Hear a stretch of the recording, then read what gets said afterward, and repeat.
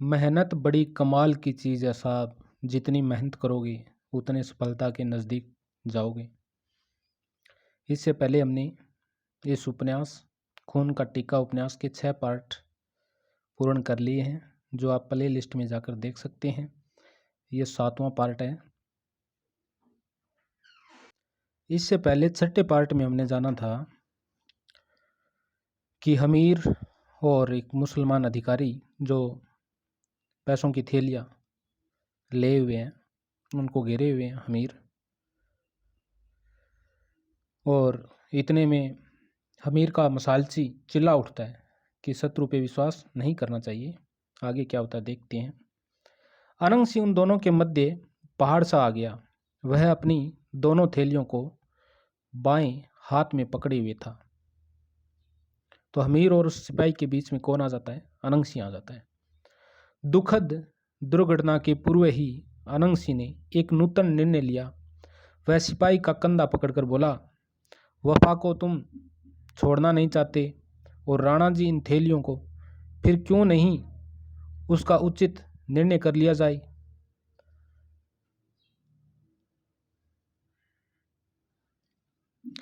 सैनिक, मैं अकेला हूं, द्वंद्व युद्ध कर लो। सिपाही ने अपनी ओर भयभीत चूहे की तरह देखा। तुम वीर होकर इतना डरते हो? नहीं, फिर तलवार हाथ में लेकर मुझसे लड़ो। जो जीतेगा वही थैलियां ले लेगा। तो ये लड़ने के लिए कौन चैलेंज कर रहा है उस सिपाही को? अनंग सिंह। सिपाही इस सहजता से थैलियों को अपने से दूर करना नहीं चाहता था। क्या पता यह छल द्वारा उससे थैलियां प्राप्त करके हवा हो जाए।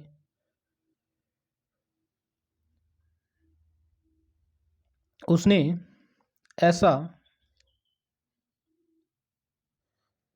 ऐसा विचारा और सावधान हो गया।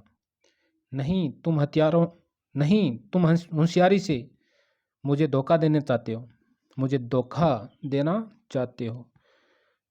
तो अनंग सिंह क्या कहता है? नहीं, राजपूत युद्ध में धोखा नहीं करते। मुझे विश्वास नहीं होता। यह स्वभाव की बात है। हमीर के मन में अनंग सिंह के प्रति विचित्र अनुभूति हुई। वह विजितबाजी को राज्य में क्यों बदल रहा है? राजनीति के उद्देश्यों ध्येयों के विरुद्ध चलकर वह विजय की उपलब्धि नहीं कर सकता। अनंग सिंह ने अपनी तलवार को नमस्कार करके कहा, तुम्हें मुझसे लड़ना ही पड़ेगा। मैं तुम्हारे खून से इस तलवार की प्यास बुझाऊंगा। लेकिन लेकिन मैं नहीं मान सकता। तुम नहीं लड़ोगे तो भी मैं तुमसे लड़ूंगा। न्याय भंग नहीं होगा। देखो सिपाही, राणा जी मेरे स्वामी हैं। मैं उसके चरणों की सौगंध खाकर कहता हूं कि हम सच्चाई के साथ लड़ेंगे।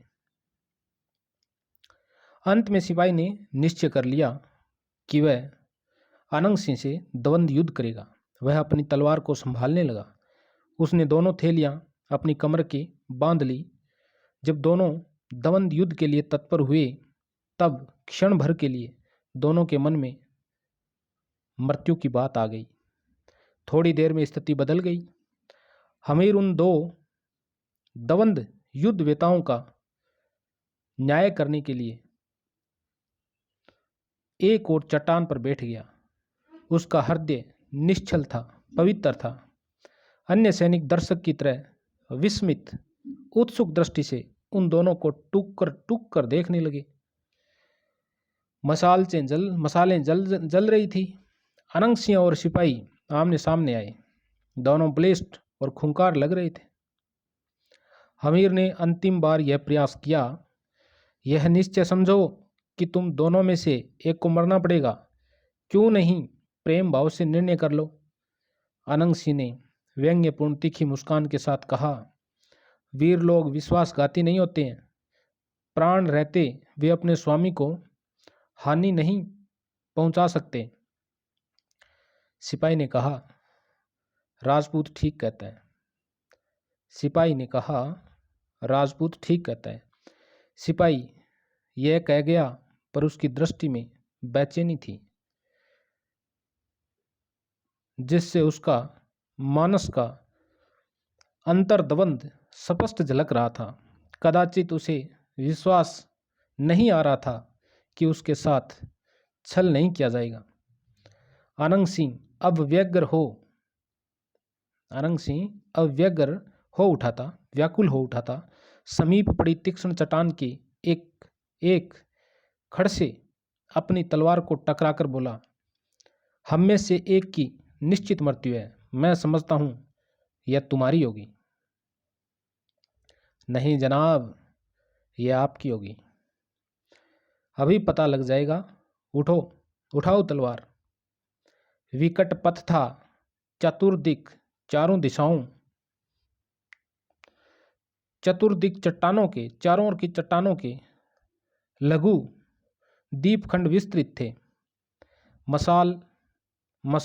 मसालों से हिलती वृक्षों की छायाएं प्रेत आत्मा सी प्रतीत हो रही थी। लगता था ये छायाएं अभी किसी के प्राण को अपने में निगल जाएगी। टन, दोनों की तलवारें टकराई। हमीर की आत्मा आंदोलित हो गई। इस एकांकी प्राणी के प्राण लेना उसको तनिक अनुचित लगा। फिर दुर्भाग्य का क्या भरोसा, कब और कैसे आ जाए। नहीं अनंगसी, हमीर विचलित हो गया। उसने एक बार पुनः प्रयास किया। तुम द्वंद्व युद्ध मत करो सिपाही, धन देकर लौट जाओ।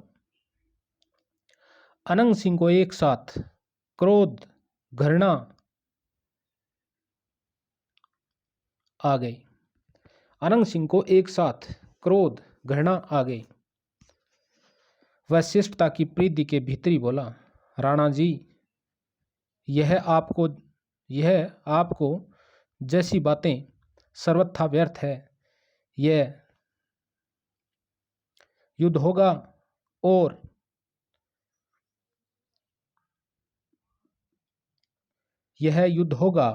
और सर्वथा होगा।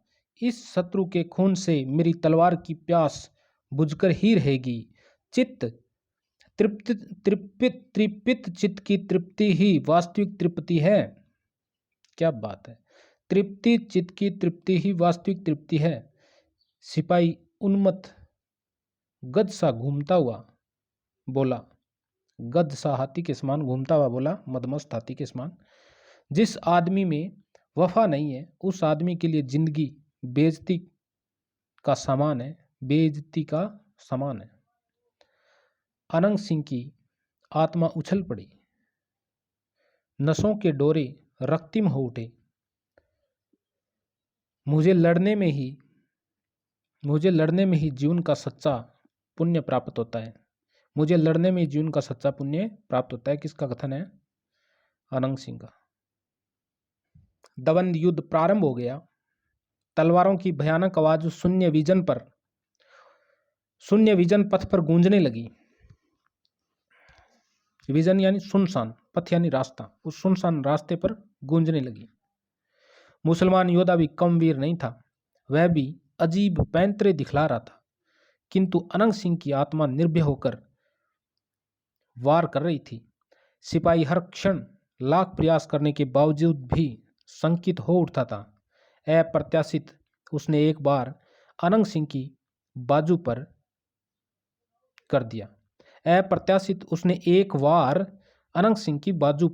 कर दिया। अनंग सिंह यदि उस वार से अपनी सुरक्षा नहीं करता तो उसकी बाजू धड़ से पृथक यानी अलग हो जाता। फिर भी रक्तस्राव नहीं रुका।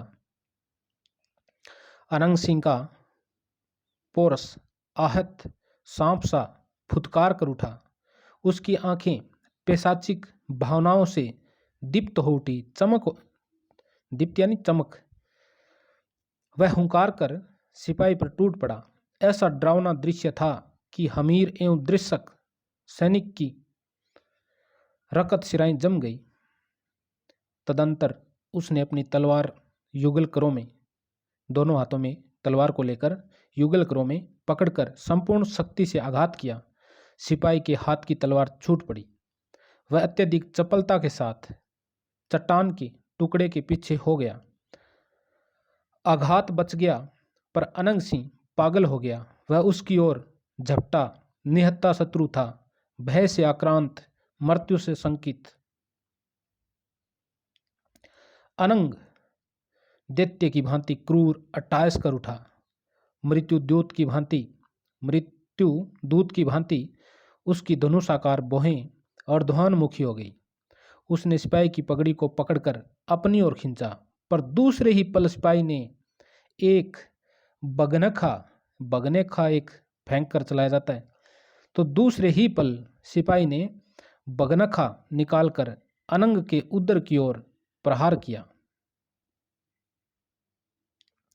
दोनों चतुर वीर थे।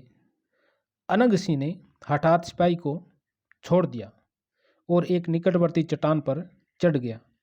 बगनखा अनंग पर फेंका गया। वार निष्फल हुआ। अनंग उसकी ओर बढ़ा। प्रतिपल मृत्यु सिपाही की ओर बढ़ी। सिपाही की आत्मा की गहराइयों में निहित रोदन चीख पड़ा। सिपाही की आत्मा की गहराइयों में निहित रोदन चीख पड़ा, नहीं नहीं, मुझे छोड़ दो। हमीर दुख से द्रवित हो चिल्लाया, इसे मत मारो। एक अट्टहास, दानवी अट्टहास। हमीर ने देखा अनंग के हाथ में सिपाही का सिर है। सिर से बहती खून की धारा देखकर विह्वल हो गया। यह क्षत्रियों की नैतिकता और धर्म नहीं है, यह अधर्म, अनीति और महापतन है। किसी को अभ्य न देना वीर बप्पा रावल के वंशजों के विश्वास पर आघात है, कुकृत्य है। अनंग एक विचित्र सी अनुभूति से अपने दांत किटकिटा उठा। एक चट्टान को प्रशस्त पीठिका मानकर उस पर बैठ गया। पीठिका होती है बैठने की स्थान, प्रशस्त यानी पत्थर की। उपदेशात्मक शैली से अनंग बोला, युद्ध ही योद्धा की महान लिप्सा होती है। लिप्सा यानी लालसा। रिपु का यह मर्दन और उसके रकत से नित्य नूतन तपन ही उसके राज्य और हृदय के लिए श्रेष्ठ वरदान सिद्ध होता है। रिपु यानी शत्रु, मर्दन यानी मारना। रिपु का यह मर्दन और उसके रकत से नित्य नूतन तपन ही उसके राज्य और हृदय के लिए श्रेष्ठ वरदान सिद्ध होता है। क्योंकि हृदय जब तक युद्ध पिपासु नहीं होगा तब तक राज्य का विस्तार और लिप्सा की क्षुधा यानी भूख अंतहीन नहीं होगी, शांत नहीं होगी। शत्रु की मुक्ति स्वयं का पतन बनती है। इसलिए राणा जी अपनी वीरता के आतंक का डंका उत्तर से दक्षिण और पूर्व से पश्चिम तक बजा दीजिए, ताकि शत्रु आपके आह्वान के साथ पराजय स्वीकार कर लें। अनंग सिंह ने थैलियां हमीर को सौंप दी। यह लिप्सा है राणा जी। अनंग सिंह है, उन्होंने थैलियां हमीर को सौंप दी और क्या कहा, यह लिप्सा है, लालसा है राणा जी। इससे जिस दिन मन भर जाएगा उस दिन सूर्यवंशी क्षत्रियों का प्रताप धुंधला हो जाएगा। तब अनंग सिंह ने सिपाही के सिर को कंदुक की तरह उस तिमीर लोक में उछाल दिया। कंदुक होती है गेंद, तिमीर यानी अंधकार, लोक यानी संसार। तो तत्सम राजस्थानी अपभ्रंशी कई प्रकार के शब्दों को भाषा को काम में लिया गया है। कंदुक, तिमीर संस्कृत के हैं। तो अब अनंग सिंह ने सिपाही के सिर को कंदुक की यानी गेंद की तरह उस अंधकार रूपी संसार में उछाल दिया। चतुर्दिक चारों दिशाओं की निर्वता में हमीर की दृष्टि सोसी गई। उसका मन क्षोभित हो गया। उन चट्टानों के परिभूत तिमिर में हमीर को उस सिपाही की कातर और चिंतित आंखें दीप्त अंगार की दीप्ति सी जान पड़ी।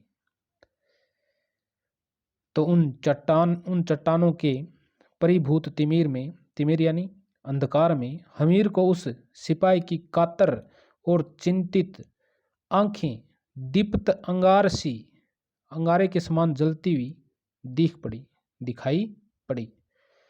ये पार्ट इतना ही पढ़ेंगे अब। तो इस उपन्यास यानी खून का तिलक की PDF चाहो प्राप्त करनी तो 9784780151 पे आप व्हाट्सएप के द्वारा ले सकते हैं। अगर वीडियो बढ़िया लगी है तो एक लाइक कर दियो, एक के करे हाँ सब्सक्राइब कर दियो, एक बा घंटो हुआ नहीं वो जच्चा आगे बजा दियो जो आगलो वीडियो जो थाने पतो चल जे जद नेट पर डाला।